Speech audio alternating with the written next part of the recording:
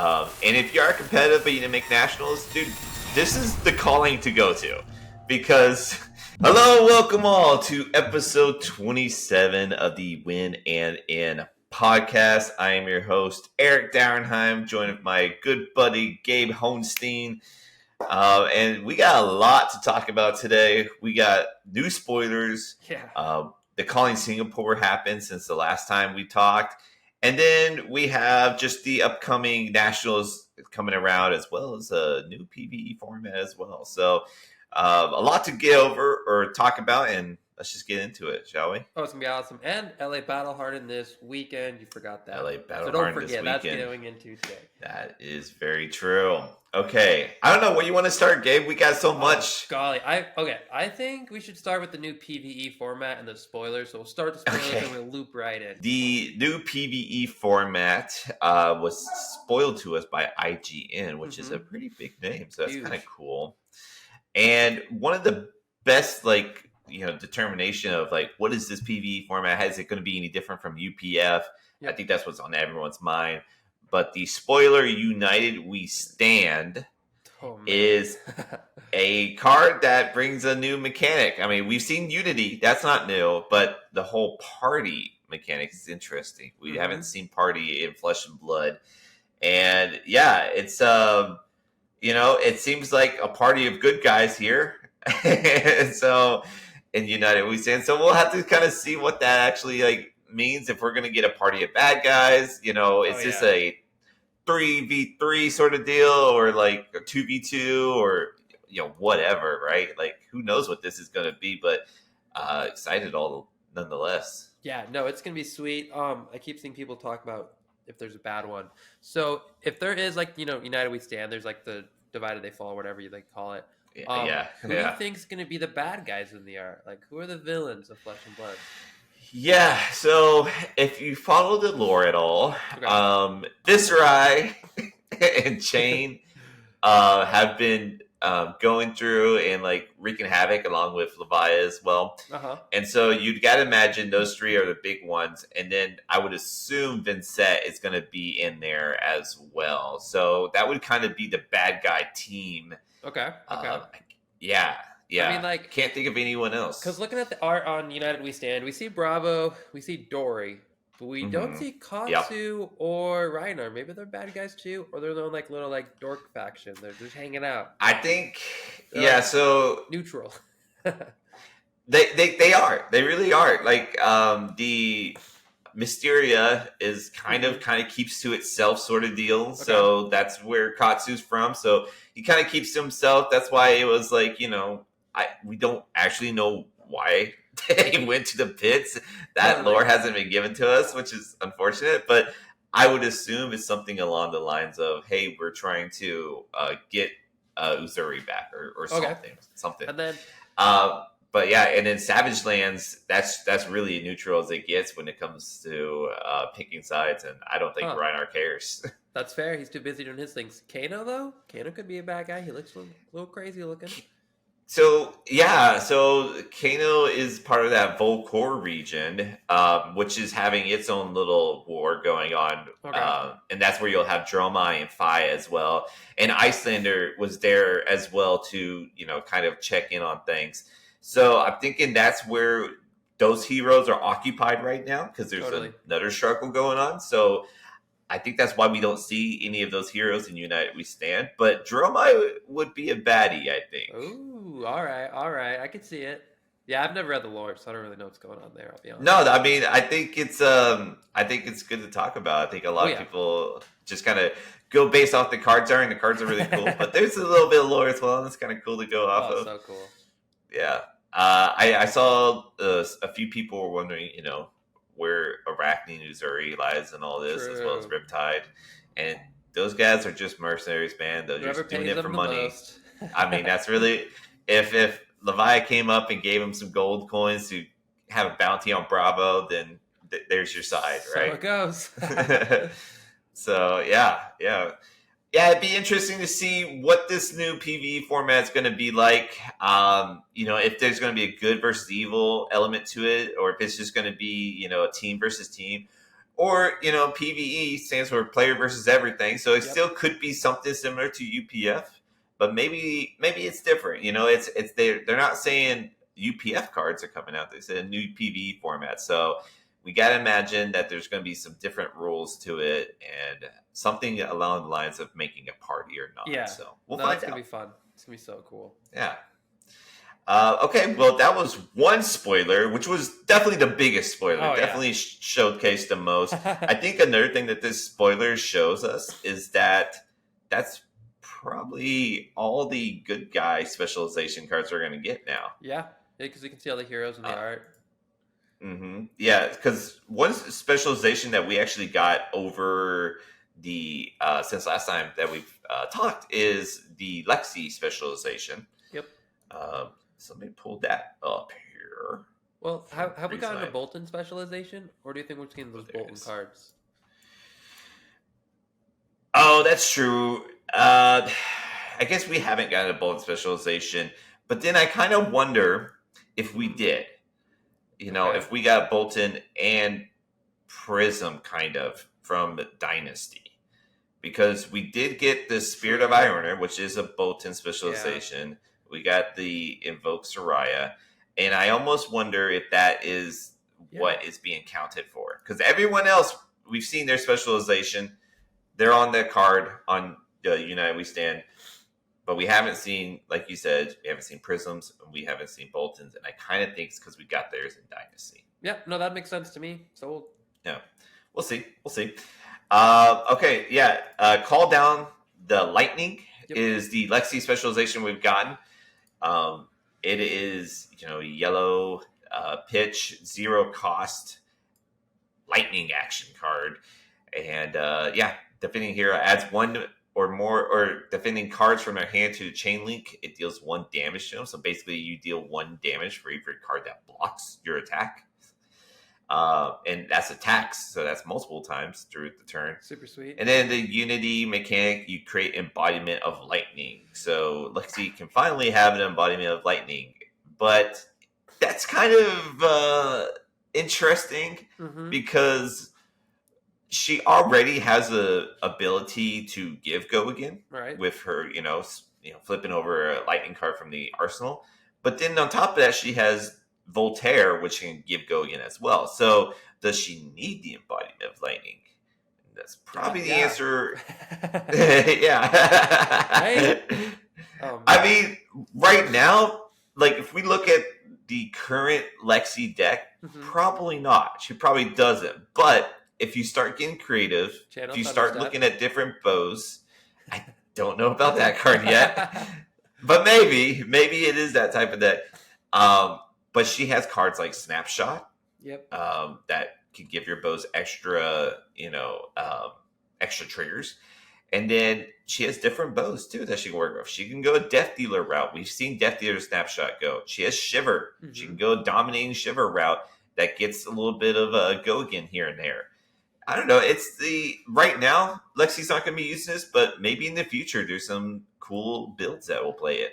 Yeah, no, I even the art itself is just so cool about this card. The art's very cool, actually. Very, very cool. I'm stoked for it. Definitely helps just supporting a side that hasn't been supported as much, or as used, I guess would be the word. Yeah.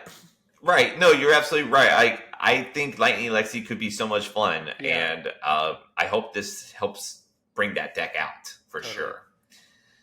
Okay, so that was the last specialization to complete the set for United We Stand, if we assume that the other two have the Dynasties specialization. But now we have finally gotten to all those Bolton stands out there. We've finally gotten some cards. And I'm a Bolton stand too. I was about to say, you took him to the first Pro Tour and did well with him. Yeah. Stay tuned with him. All right, so if you're Bolton, you're carrying a flag around now because you got bannerets galore. Let's just go over them. So we got Banneret of Courage. When you charge, you create a Courage token, which I still don't know what that is, right? I don't think so, no. Yeah, we still have no idea what a Courage token is, so we'll find out. Banneret of Gallantry. When you charge, you create a Quicken token. That one's pretty good, pretty nice. Banneret of Protection. You're creating a Spellbane Aegis token. Could be good in situations like when you're going against wizards. Banneret of Resilience. This one's interesting because this says when this is charged to your hero soul, the next action card you defend with this turn gets +1 defense. Which this tells you that there's probably going to be defense reactions that charge. Yeah. And therefore, Banneret of Resilience is going to be a pivotal card for that sort of gameplay. Maybe there's a defensive Boltyn deck. You know? I could definitely see that because when you're doing the Centauri Saber combos, you are being defensive. So that might be a really good card for that deck. Then you have Banneret of Salvation. Next time you charge and you hit, you gain 1 life. Not too shabby. And then finally, Banneret of Vigor. Next time you hit, you gain a resource. Feels good. So, yeah. So, does this excite you to play Boltyn? What do you think of these cards? So, no, I'm like super excited for Boltyn because I've played it once or twice on Talishar. I've never played it in person because I'd never owned the Boltyn cards. I remember editing some of the videos where Eric went over a Boltyn deck. And I was like, oh, this actually seems kind of cool. And then, so it's always been on the back of my mind. I'm like, if it comes good, maybe I'll try it out. But when I saw these spoilers, I instantly went to TCG Player and bought the cards I needed to play Boltyn. So nice. I am actually, in fact, kind of excited. That's kind of the thing about Boltyn. We do have a video out there where we made a budget Boltyn deck for a ProQuest season, and it wasn't that different from the main deck. It's a pretty budget deck, and so if you can still keep it budget by getting the stuff now, go for it, because he's gonna be. It looks like he's getting the Azalea treatment. It looks like he's getting more cards to become more relevant. Right now, I kind of had him as like one of the least relevant heroes. Even Leviah had over him, so I'm very happy to see him come out of the F tier and hopefully at least hit solid B tier. But obviously, I would love a maybe even S tier. That would be really cool. That would be fun. Yeah, that would be a ton of fun. I don't know, just the play pattern of the deck just seems cool, and I don't know, all the art on the cards are just so pretty. It's just kind of like the old Prism, where it's just that beautiful gold color. Yeah, light cards get good art. That is for sure. So that was all the spoilers. Question. So if we're thinking about Boltyn Azalea treatment, it's going to get better. What kind of card do we need to see that will make it better? If you have any off the top of your head, like what would? I think it kind of goes into what direction Boltyn's going to play. Is he going to be playing combo with the Sabers? Is he going to be playing Raiden and going wide, having big explosive turns? Or is he going to be like kind of a hybrid build? I think that's what's going to determine on what cards we actually need. I think combo is a little outdated because of inertia tokens and ice. Like ice, Oldham's going to be gone, which is great. That's one of his bad matchups. Ice Ender will still be around, and then possibly Lexi, if she gets more icy, could be a problem with like Arts Incarcerations. Maybe that's not so big, but if a deck that gives out inertia tokens is prevalent in the meta, then Uzuri might be his worst matchup. So we'll kind of see. I think it's less of what cards he needs, but more of like, well, maybe I guess the card that he needs is a card that can react to the meta. And I think the way to go about that is Raiden. I think Raiden has more resiliency. And I think with these charge cards, that helps out quite a bit. I don't know. I really don't know. See, I don't know. I feel like they're going to have to do something with the Spirit of Arena. Like, they printed a legendary. They're going to want to see it to see play. So I feel like... I think in every Boltyn deck, it sees play for sure. Everyone now? Well, I think even before now, like, it was see and play in every deck. Like, it was basically, once it came out, it was just an auto-include because you had to. Well, I guess it's an item. I kind of forgot. I just pulled it up. I forgot that was an item. I thought it was like somewhere. Don't even ask me. It's all good. It's all good. Yeah, no, like I mean, it does. It absolutely does. It's going to see.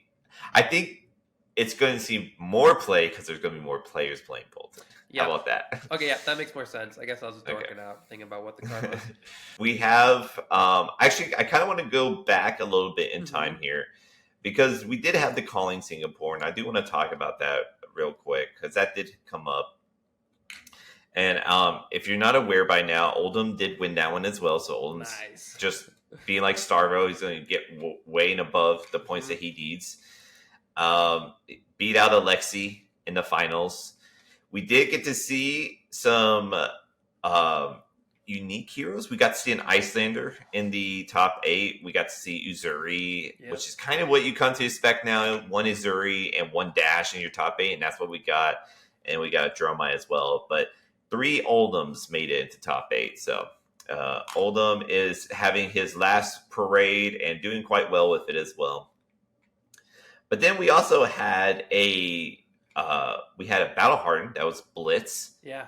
And it finally wasn't Kano that one. It finally was a different hero that has a pretty good matchup in the Kano. It can go either way.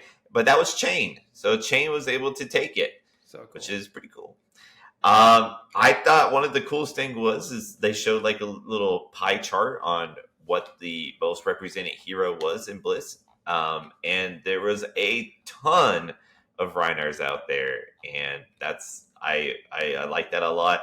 Reiner is a fun hero. 2 Reinhards got top 8 in Battle Hardened, and it's when Kano's running rampant, that's a great counter.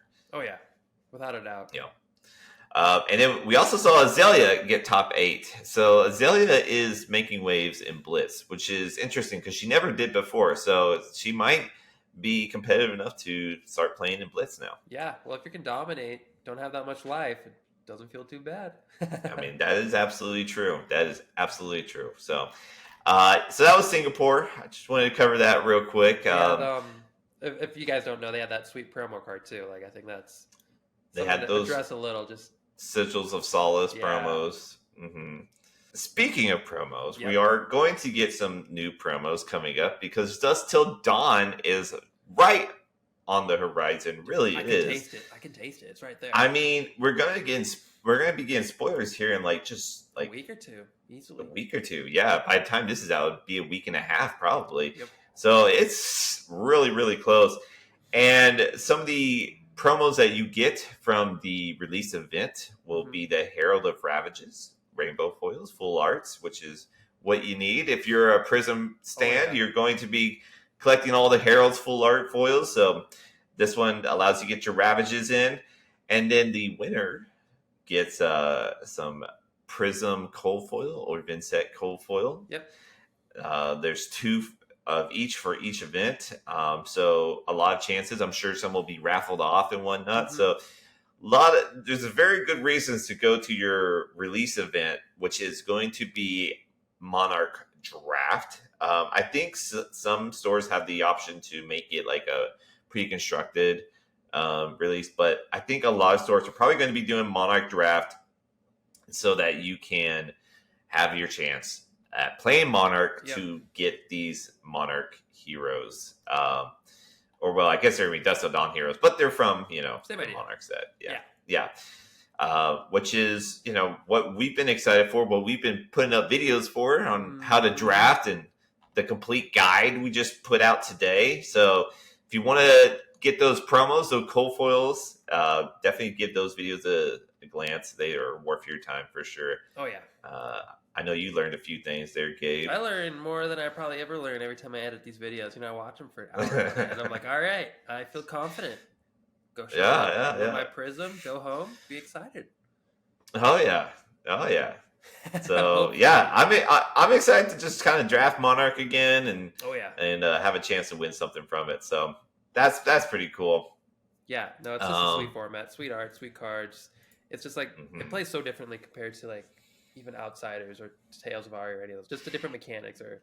It does, and the set itself it's a pretty good set to draft. I would hold it about the same area as Outsiders. I think it's fairly good. I think you can stay open. You can probably stay open a little bit longer with Outsiders, but like you can stay open for a little while with this set, and then pick, and we go over all that stuff too, by the way. But I like this as a draft set. I think it kind of reminds me more of like WTR, where people are kind of staying in their lanes. I think it's good that people get experience too, because I feel like there's a whole bunch of new players since Monarch came out. Because that was a long bit ago. So I mean, I started playing the game just as Monarch came out. Yeah, and this is when things were astronomical in price. Because I remember going to game stores. I picked up the Blitz decks, right? I picked up the Chain and God, because Chain confused the living cow out of me because we played at your table. Well, we ended up buying them all, but our first two was Levia and Prism. That's what our first two was. I remember that. Yep. Yeah, and found that it was an awesome game. But I remember going to the stores because at the time I was picking up Magic cards, and they're like, "Hey, I'd ask like, "Do you have Flesh of Blood?" Like, "Yeah, we have Flesh of Blood. We have you could buy a box for like 200." And I was like, "Fuck that!" So because it was a very weird time at that point in Flesh of Blood's history. Yeah, it was crazy. But now the prices are much more reasonable. Yeah. We've gotten into more of a player-based economy with this game, which is awesome. And I think because we weren't there before, I think, I didn't draft Monarch. I didn't open too much Monarch at that time because I was just, we're playing tabletop, learning new boy. Decks. Yeah, I was a new boy. So I'm super excited to have this chance now. So, of course, there's going to be draft there, but there's also going to be draft at this upcoming Nationals event. Mm-hmm. That's not so much on the horizon. Maybe it's around the corner, but it's coming up. National season is getting upon us, that's for sure. And I finally found this website that shows all the promos we get. Oh, sweet. And it looks like, if you're just doing if you're going there, you have a chance of getting the Cold Foil Prism. Oh, sweet. That's a good card. The new Prism that's going to be out. That is the adult version, so that's going to be kind of cool. Nice. And that's just for participating in the Nationals event. Okay. But then, you get the full arts bannerets that we were talking about if you go to, get their main event package or side event packages. You get this one I'm kind of excited for, actually. I'm listening. If you go to the Calling here in Vegas. Yeah. All right. This is U.S. National. Sorry for international players. I know you guys also get your own promos, and I hope you guys get some cool stuff. But here in Vegas, if you go to the Calling, you get a Cold Foil Riptide. Oh, the baby one too, right? Yeah, the baby one, and that's the one that's doing good. Riptide is doing pretty good. We didn't see him in the Calling Singapore, but I still think this guy's actually really good. In Blitz, I'm very excited for him. So getting a Cold Foil Riptide for joining the Calling is something that I'm a little envious of because I'm in the Nationals, doing the Nationals. So if I day 2 in Nationals, I'm not doing Calling, and it's like, ugh. I'll just trade you my Riptide for your Prism because I'm going to be wanting the Prism over the Riptide. So it'll work out. Don't worry. You'll be fine. I mean, I'm not totally opposed. Obviously, I want more out of that trade. Also, in the mean works when we get to your house, but you know what I mean. Yeah, we'll get there. And then a whole nother Herald's coming out. Herald of Triumph. If you attend the Battle Hardened, you get a extended art Rainbow Foil Herald of Triumph. So more collections for the Prisms to have. A lot of good reasons to just go to this national event here in the States, and it's Vegas. It's cheap flights to get here. The hotels are very nice here, and it's Vegas. Eric's it's a party turf. town. Come see the boy. It is my home turf. Yeah, you'll definitely see me there for sure. So that's coming up, and what are you excited about, Gabe? So with the upcoming Nationals, dude, there's unbelievable amount. So first of all, for the tournament itself, I know it sounds bad, but I'm really hoping to see what the prize wall looks like, because I think this time, usually I don't have a goal for the prize wall, usually all the buddies do or whatnot, but I really want to get a Shock Charmers playmat. So that might be my goal for. I'm going to be playing CC in the Classic Constructed, whatever it's called, the Calling, but anything else happens after that, the goal is the Shock Charmers playmat. So I'm looking forward to that. That's where I'm at. Okay. I mean, I think that playmat's usually a little higher on the ticks. Yeah. It's going to be a grind. Like Friday, Yeah. I'll be playing as an events. Cool. So it should. We'll see if it works out. You know, if you have some extra tickets, I'll probably try to steal some off you. So definitely take advantage of those. What do they call that? The plus events. Yeah. Where you can get double tickets. Yeah, when we went to Indy, we cruised on those. That's how you get them. I mean, honestly, guys, like if you aren't going to go to nationals because you're not in the nationals, and you just don't want to necessarily do the calling because maybe that's not your thing. You want to keep it more casual. Yeah. The side events are so much fun. So much fun, and it is a more casual setting. Like, yes, you'll have Gabe, but Gabe is not good, and he will play casually with you. That's why I'm not in the national event. I'm like good enough to do well and get tickets, but I'm not good enough to play the Game Boy events, which is fine. It's fun. No, but like seriously, it's like such a good time. Like honestly, side events are where you'll have smiles and laughter, because everyone's really cool and happy. They have other events out there that's not just like Classic Constructed or Blitz. They have stuff like Shapeshifter Sealed, which is like a whole wackiness. They have like the pre-constructed format where you take one of those Blitz decks and then you add 3 packs and you play a tournament with that. Right. Yeah, there's Commoner. Yeah, like that's insane. So Commoner, there's UPF events. So maybe there's UPF, maybe there's this new PVE format. Dude, I don't know. They could debut it. That could be sweet.